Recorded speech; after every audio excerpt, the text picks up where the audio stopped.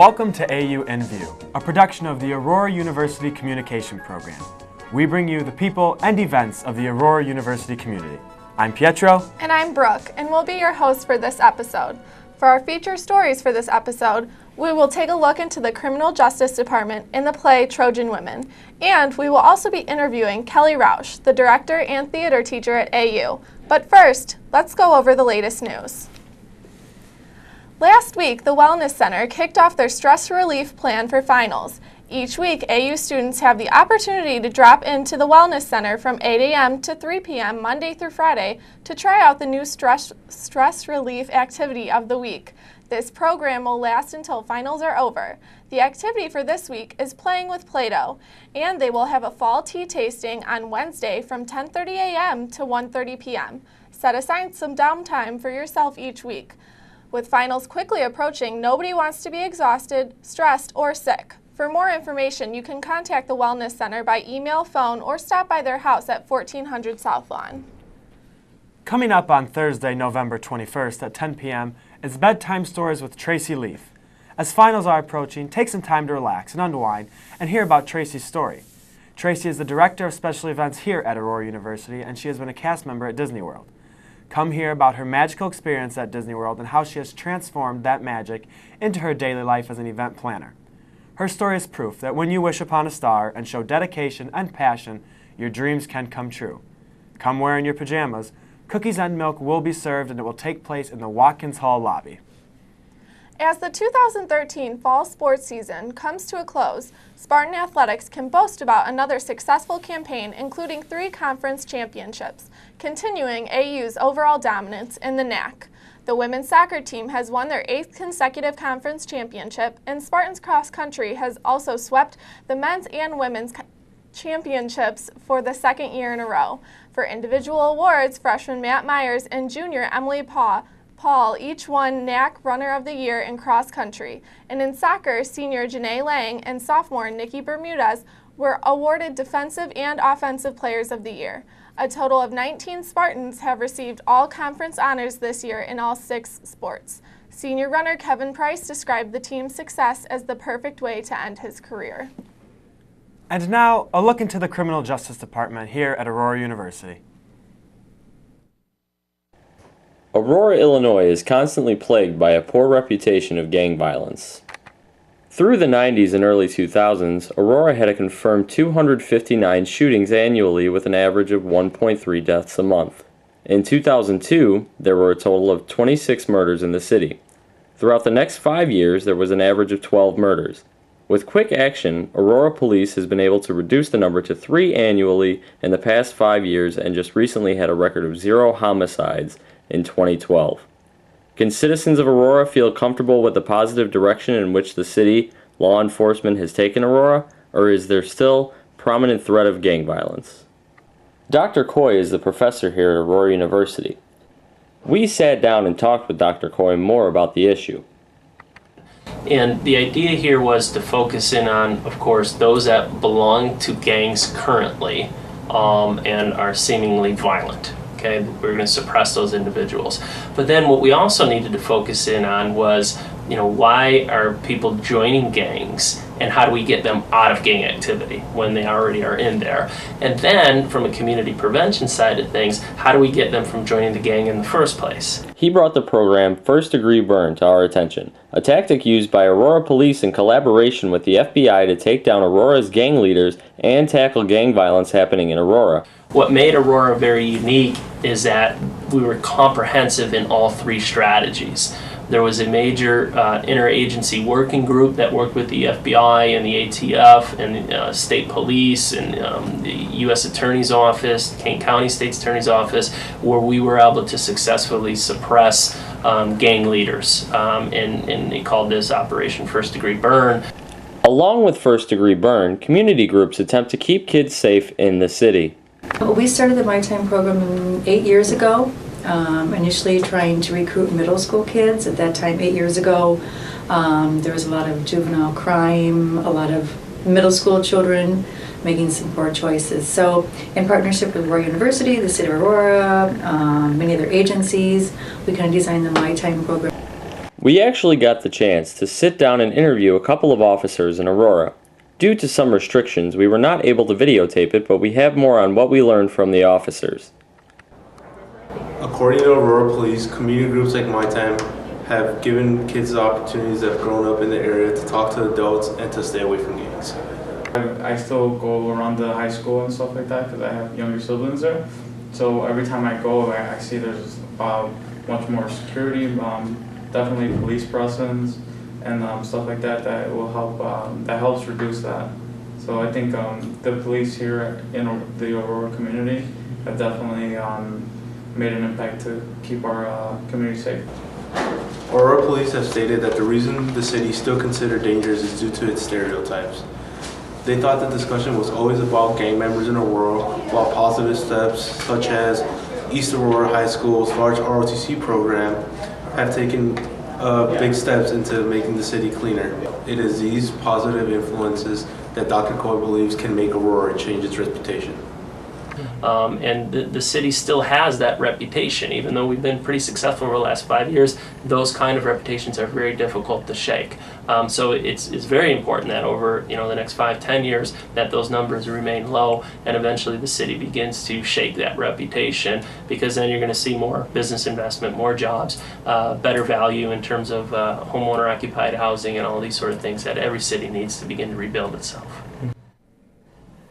It's great to see how our criminal justice department is, making efforts to try and stop those stereotypes about violence in Aurora. Yes, it is. Speaking of violence, for our second feature, let's take a look behind the scenes of the play Trojan Women. Imagine a play with no set, props, costumes, lighting, or music. It probably wouldn't be a very good show. The theater department is putting on its production of Trojan Women in just a few weeks. The actors have been working very hard to perfect their characters, but a group of people working behind the scenes may have been working even harder. It really is a team sport. I think that too is one of the things that's exciting and complicated. So, and really you will see 20 people on stage when you come see this play at different times. So I think at the most maybe we have 15 at once on stage, doing work that they've worked on for 2 months, incredibly hard work. But if we're doing our job right, you won't realize that someone's been building costumes for 2 months, that the lights that have been planned are particularly playing with shadows, that we've created this dumpster environment because we're talking about collateral damage. So the amount of people it takes to build the set, paint the set, the sound designer's already working on, we've already been in conversations about, so here's Evanescence, because that music sounds interesting to me, and what are we gonna do with Poseidon to help him sound like a god? And that really, there are so many people involved. And that's exciting because the collaborative brain is also smarter than the individual. So I love being the director and asking questions and saying, okay, you're really good at this, do this, you're really good at this, you've brought something I can't imagine that's even better than what I could imagine. So how do we do all that together? But it's a lot of people who have to come together and be in the same world and figure out how to create that. So yeah, and if we're doing it right, nobody's paying attention to a lot of us listed in the program that nobody sees, and they're just excited by the ride of the story. But it cannot be done without all the people that are already working on a big styrofoam mask and walls and ladders. I mean, we have a cargo net that people will get to crawl up during this.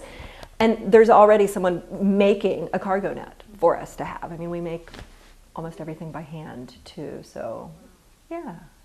One common misconception throughout theater is that people actually think that actors have the toughest job in terms of remembering lines, remembering blocking, and actually preparing themselves to put themselves into that role. But in reality, probably the toughest job in theater actually takes place off stage. Well, I'm a stage manager, and basically that is including coming to rehearsals early, making sure that Kelly doesn't lose her mind, basically communicating between Kelly, the director, and then the cast and the crew. So I send out lots of emails and communicate that way, and then I make sure that nobody's late to rehearsals, that kind of stuff. I do rehearsal reports, so basically sending out to the crew what happened at rehearsals every night.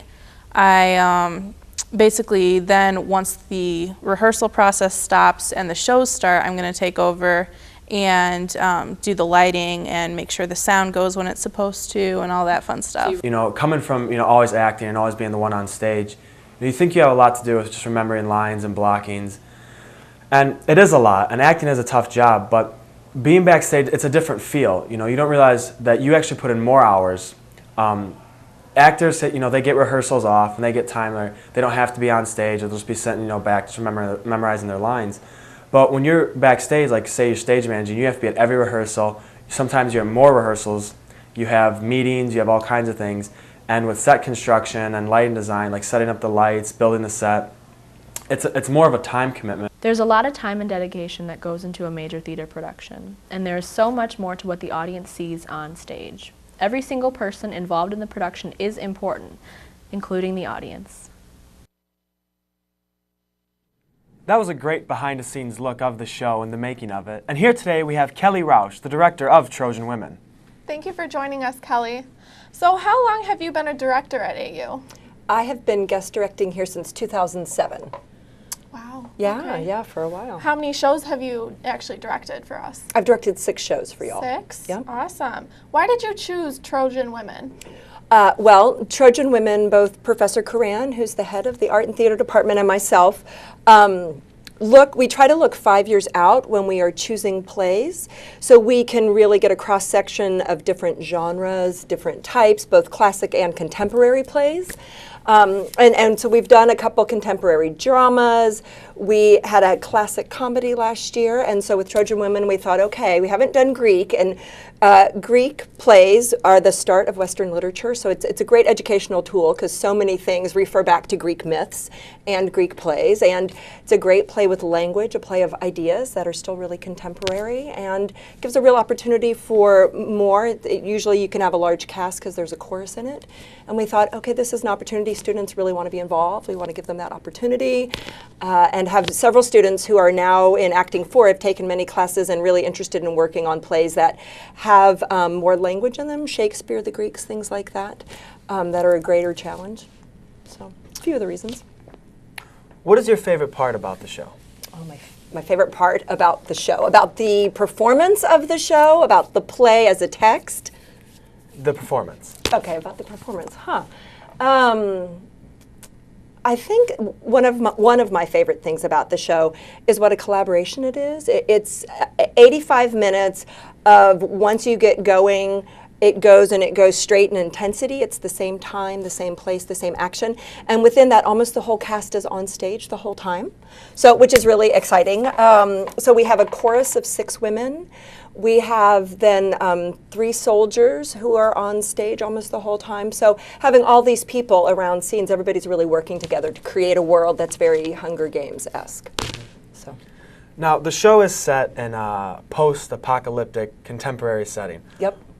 How did you come about deciding to do that instead of, you know, setting it back in classical Greek? In Greek times, classical Greek. Well, a couple different ways. In wanting to do this play and looking, I read about 15 translations or adaptations. So Euripides wrote, so we had a man write this 2,500 years ago. And we believe in presenting the classics as well as contemporary plays. At the same time, we want students, the community audience to be engaged. So as I was reading them, I realized most of the straight translations really pull a lot of very intricate Greek history in, things that the Greeks would have known at the time. And if we were going to do a production that had all of those intricacies, we would have to use a video screen, and every time we said Thebes, put up New York. And every time we said Thessaly, put up a picture of Chicago, which is one way to go. I had found this adaptation, Professor Cran and I did, by a 1970s poet called Gwendolyn McEwen. And it was very edgy, very contemporary, felt like something that the students in the community could really sink their teeth into. And it also broke down the chorus as opposed to just one voice being represented by 8 or 10 people. Each of the women had different voices and different backstories. The chorus itself are the women of Troy. So in reading that, it felt very much like things we were going to see at the movies today. Conversations about what happens when the world's blown up. You've got the TV show Revolution right now. You've got Hunger Games. What happens to those people? And it's a contemporary conversation. It's what's happening in the world all over, Afghanistan, Syria, and wanted to make it something that people might be interested in and coming and seeing and not feeling like was far away. I don't want to do things just for historical value, but because they will help us think, question, be engaged. You talked about going through multiple different adaptations and translations of the show and finally settling on this one. How long was the process of trying to find a show and, trying to pick the right one that would fit the best? As far as once we had already picked Trojan Women, the script, and then finding a translation, because we picked the shows last fall. We kind of finalized what would be going on for this year. We're doing both Mikado in the spring, which is Gilbert and Sullivan operetta, light, fluffy, funny, and then Greek tragedy, Trojan Women here in the fall. So we can give you extremes going on. But in May, once finals were over, I started reading translations and adaptations of Trojan Women because it was originally written in Greek. So that's why no matter what, you're starting with the translation. And it took about a month. So I just had stacks and stacks and stacks of different translations and adaptations going, what's going to be the most exciting? What really are we going to be interested in, as opposed to going, okay, so there are little nereids that are flying around in the water, and you can get really into Greek mythology, which I love. But this, you don't have to know it all really thoroughly, I think, to hook into the story with this adaptation. That's great. Now, with the contemporary setting, it's got to be hard to costume and light a show like this. I know personally, being in the show, my costume, it's more, I like to feel it's extravagant with the colors. I don't want to give away too much, but how did you go about picking what these people are going to wear? Because like you said, there's goddesses and gods in the show. Sure. It's a great question, because for me, as I read the play and knew I would get the opportunity to direct it, I both came in saying old and new mashup. So can we do stone from the Greeks and metal from contemporary? Some sort of, again, getting to post-apocalyptic. How do we tell this timeless story in a new way? And with that, Professor Curran, I started realizing as I was telling people, hey, we're doing Trojan Women next year. People would ask, what are you doing at AU? And people go, I don't know what that is. Is that a new play? No, it was written 2,500 years ago. And I would always find myself coming back, whether it was with students, community members, and saying, do you know the Trojan horse? And everybody would be like, oh yeah, and kind of know the idea of the Trojan horse, but would never think, I'm like, okay, Trojan horse, the Greeks come in, they burn down Troy. Okay, who's left? It's the women and the children. All right, that's Trojan Women. What happens afterwards, which we don't always think about. We have the glory of the Greeks and the horse. And so in looking at that, going, oh, it's collateral damage. All of these women, it's what are the unintended victims of things? And how do we tell their story? And saying this to Professor Cran, oh, my image is collateral damage. What's that about? We started talking about crates with signs on it that say collateral damage. And he came in and said, let's look at setting it in a dumpster. Human trafficking is so, again, present, unfortunately, in our world. What happens when people are shoved into a big cargo crate before they are shipped off somewhere?